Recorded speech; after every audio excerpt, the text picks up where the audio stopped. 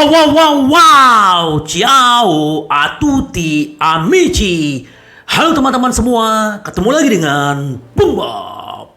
Wow, kali ini ada yang menarik nih yang pengen sedikit gua bahas ya. Nanti kita juga mau bahas sedikit bagaimana pertandingan besok kita ketemu dengan Pleasant dan juga bagaimana update pemain-pemain kita. Dan yang paling menarik salah satu adalah yang gua pengen bahas adalah tentang podcastnya Studio Inter. Ini ada di Sempre Inter dan sangat menarik sahabat Bung Bob. Ya, kalau sahabat Bung Bob mau dengar, mau lihat, sebelumnya silakan subscribe dulu dan klik loncengnya. Thank you sahabat Bung Bob. Ya, ini menariknya apa? Jadi yang paling menarik ini di Studio Inter, podcast nomor 1 di dunia nih. Ini kebetulan di dalam bahasa Inggris. Nah, ini tadi gua dengerin di sini berbicara tentang Mo dan Jack ya. Jadi yang mereka analisa adalah salah satu tentang Di Marco. Bagaimana nih menurut mereka? Apakah lebih baik Di Marco atau Robin Gosens nih yang bakal turun nanti di lawan Pleasant? Nah, sedikit tadi dia bahas tentang mengenai masalah kontroversi ya. Bahwa ya kemarin waktu lawan Fiorentina, Di Marco melakukan kesalahan ya. Tapi memang itu bukan disengaja ya, jadi itu juga fatal dan akhirnya penalti. Tapi ya, gue sendiri juga di akhir pertandingan jadi kepikiran gitu loh, kenapa nggak ada kartu kuning atau kartu merah gitu loh. Nah itu yang jadi perdebatan. Tapi kalau secara 50-50 harusnya si Valery yang menjadi wasit tuh memberikan kartu kuning atau kartu merah. Tapi secara kasat mata harusnya kartu kuning. Cuman itu terlewatkan. Itu yang menjadi kontroversi ya. Nah, terus satu lagi yang dibahas sama mereka adalah bahwa memang sebenarnya Di Marco ini kan dulu kan juga pernah ya gue bikin video tentang profil dia, bagaimana keunggulan dia. Tapi yang dibahas di podcast ini salah satu adalah kalau kita berbicara dari sayap kiri, dia bagus banget. Crossingnya bagus, tusukan dia ke dalam ke depan bagus. Tapi memang secara bertahan si Di Marco ini dia bilang masih jelek. Dan ini sebenarnya yang perlu ditingkatkan sama si Di Marco. Dia bukan berpikir, dia bilang Di Marco bukan pemain muda Primavera lagi gitu. Dia sudah dewasa, usianya udah 24 apa 25 tahun gitu loh. Nah, pada dasarnya mereka bilang Di Marco harus segera benar-benar meningkatkan kualitas dia untuk bertahan.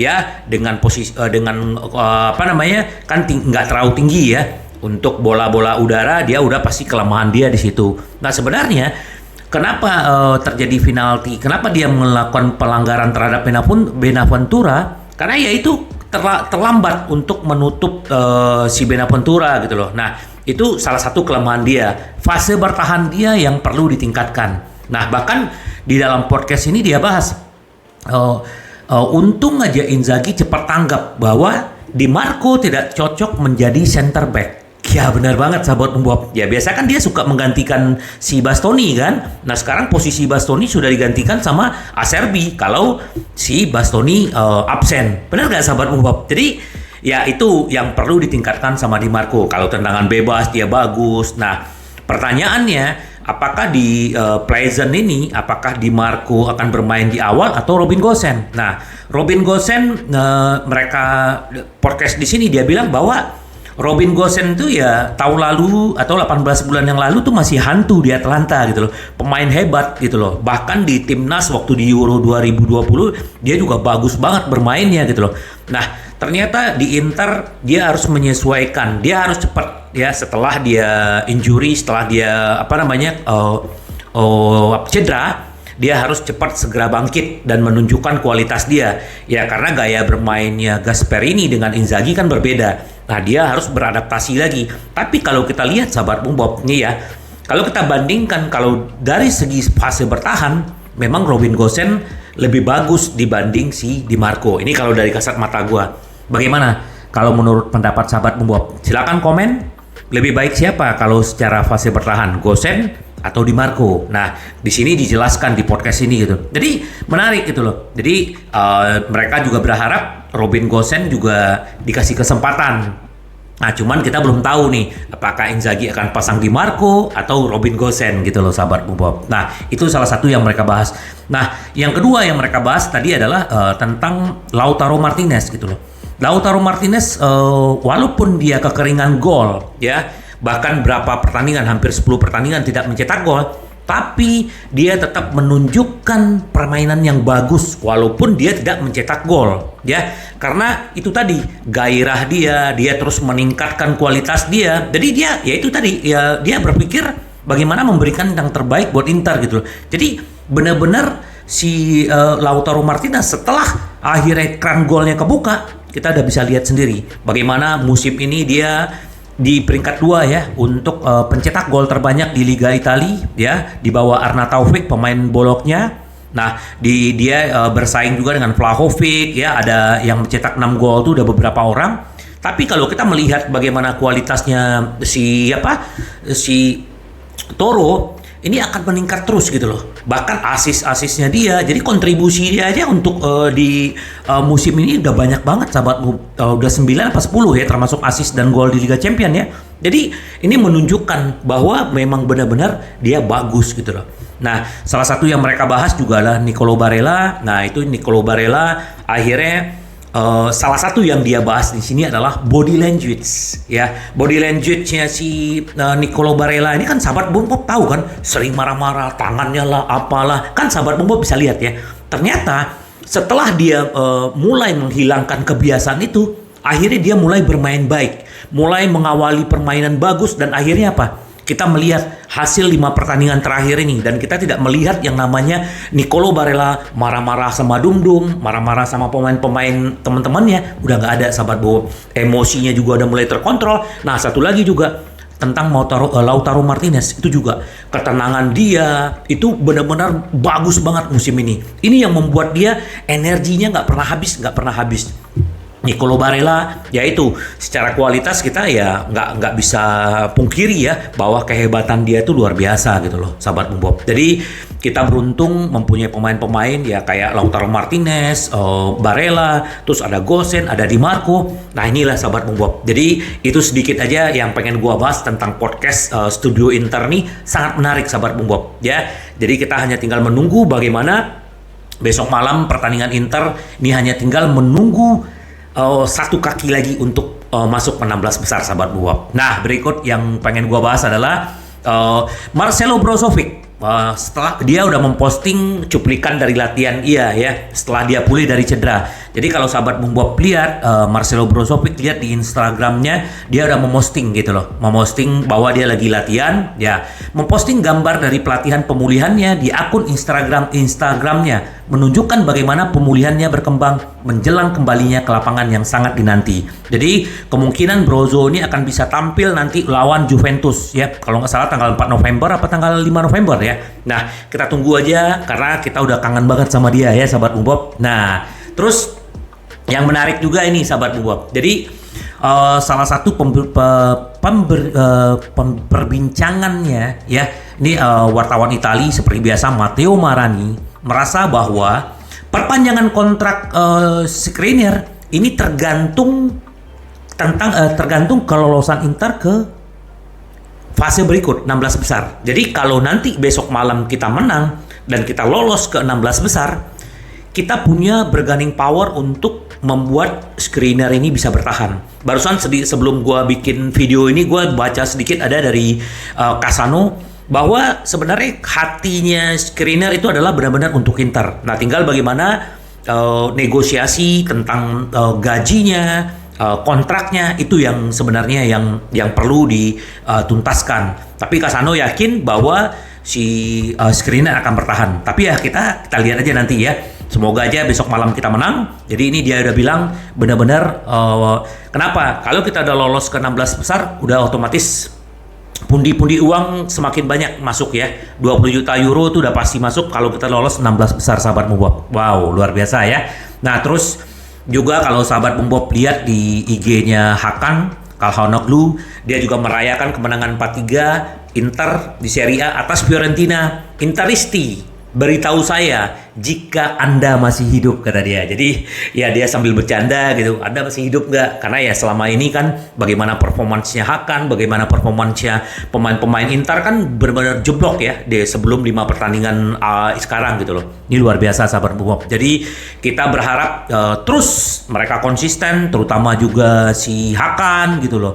Ini benar-benar kita berharap yang terbaik buat Inter. Nah terus satu lagi sahabat Bob, kita melihat Jokin Korea ini kan memang penampilannya masih jauh dari ekspektasi. Kita beli itu di atas 30 juta euro karena sering cedera. Nah bahkan sahabat Boboibob, dia terancam tidak akan dipanggil sama Argentina untuk Piala Dunia. Kenapa? Karena ternyata Argentina punya 11 pemain depan ya, yang dia panggil salah satu Korea. Nah nanti akan diputuskan apakah dia akan dipanggil atau tidak. Kenapa? Karena ini berhubungan dengan fisik ya, konsistensi, terus kebugaran, terus bagaimana performance. Nah ini kan juga akan menunjukkan bagaimana Scaloni ya pelatihnya Argentina, apakah memanggil dia atau tidak. Nanti kita lihat aja.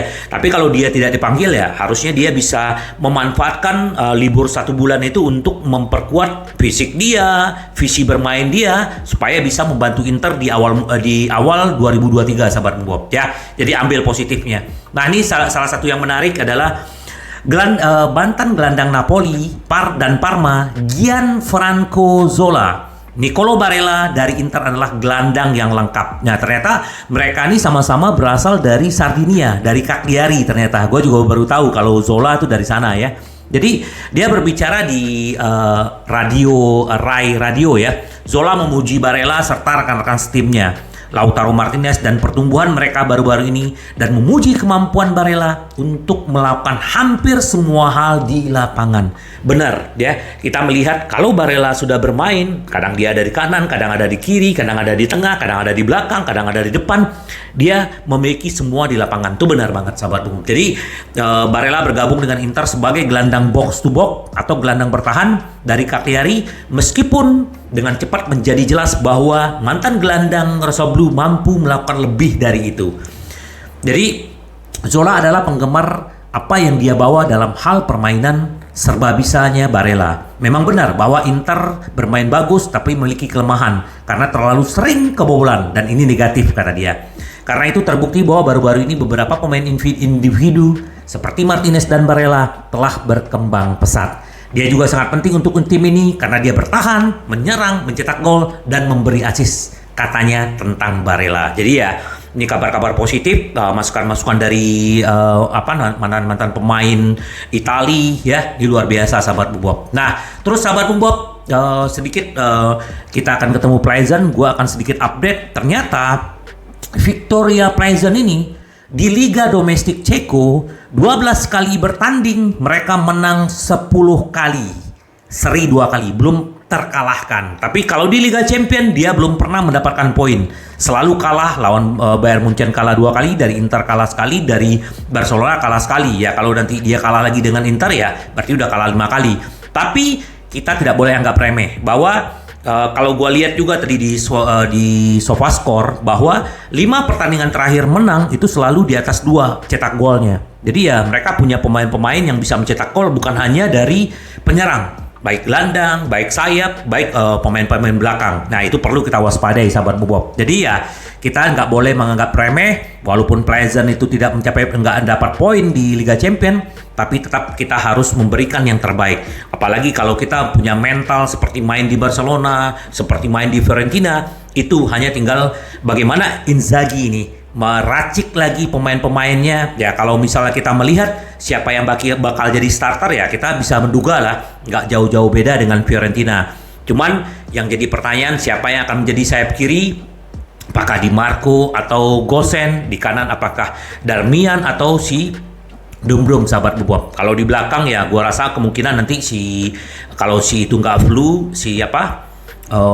Bastoni nggak flu, kemungkinan dia bisa bermain sahabat Boboibob. Ya semoga aja nanti kita makin bagus dan kita berhasil melangkah ke babak berikut. Ini adalah sejarah 2 kali berturut-turut Inzaghi meloloskan Inter ke 16 besar. Semoga aja di musim ini kita juga bisa melewati lagi 16 besar ke perlapan final, perempat final, semifinal, dan bahkan ke final, sahabat Bob. Ya, siapa yang nggak mau berharap? Benar nggak? Dengan melihat penampilan Inter, mentalnya pemain-pemain Inter, kita sangat optimis. Gua pribadi sangat optimis. Bagaimana dengan sahabat Bob? Ya, terus sahabat Bob, kita juga setelah ketemu Pleasant minggu Sabtu atau Minggu, kita akan ketemu dengan Sampdoria. Sampdoria tadi pagi bermain melawan Cremonese, itu baru pertama mencetak kemenangan pertama di Serie A. Itu pelatihnya sahabat Bob tahu, mantan pemain Inter, Stankovic. Stankovic akan datang ke Giuseppe Meazza minggu depan, minggu ini.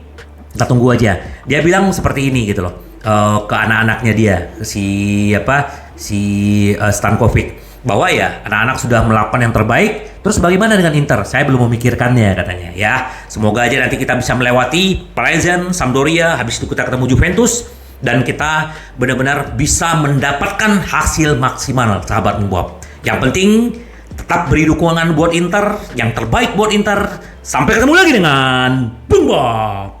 Bye bye. Ci vediamo. Yes.